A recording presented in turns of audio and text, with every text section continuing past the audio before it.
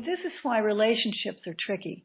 It's because you are an awareness field, an embodiment, and you're very, very complex. You're multidimensional, multifaceted, physical body, mental body, emotional body, astral body, on and on. And so is everybody else. And so when you take two energetic fields who are incarnate human beings and you put them together, oof, that's tricky, seriously tricky. Because where do you draw the line? So there are three areas.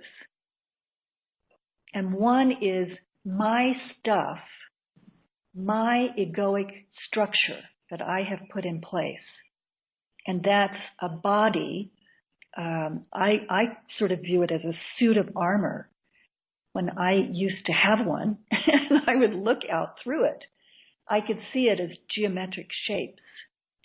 And they all intersected and overlapped and fed each other and supported each other. But it was all networked together.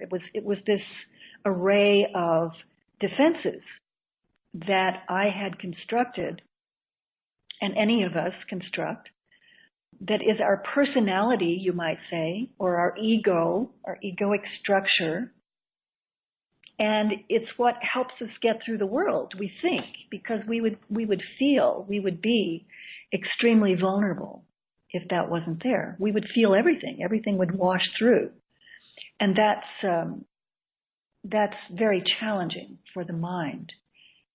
The egoic mind is what puts all of that in place. And then there's the other person. And the other person's egoic structure, their personality, right? And they have their own set of issues. And then the third thing is the intersection of the two. And that's where it gets really messy, really confusing. Because a person may be holding something in their egoic structure, and it causes them to interact with you in a specific way.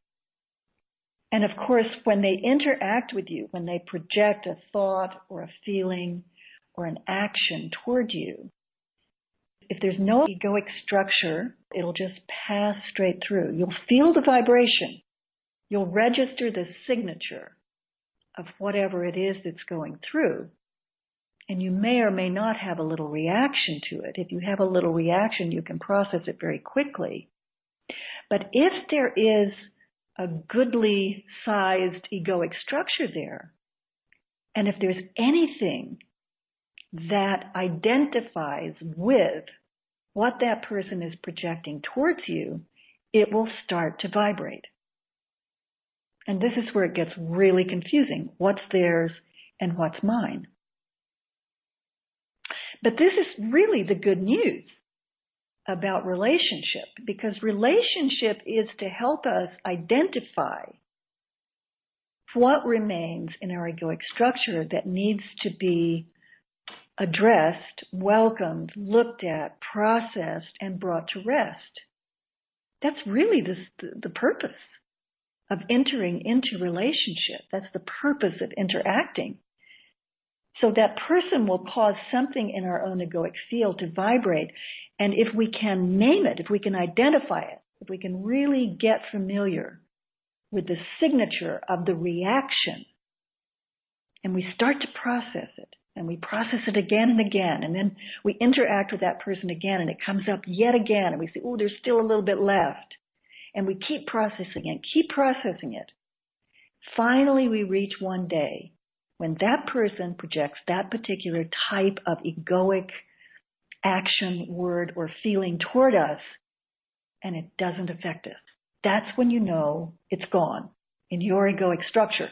Not in theirs, but in yours. However, by processing in yours, you do help them process it in a sense because you are relieving the tension. That's what sometimes causes it to come up. Two people have an agreement, a silent agreement to help each other work something out. That's why if you have two very conscious people in a relationship, they know that. And they know, oh, I'm holding something here and he's holding something there. And it's vibrating in both of us. If we both look at it and both process it, the tension will go away. We'll just be dealing with our own issue. We can bring it to rest much more quickly. But even if the person isn't aware, you processing that particular vibration will release the tension that's there between you. And then that person will somehow get on a subconscious level, hey, this isn't working anymore.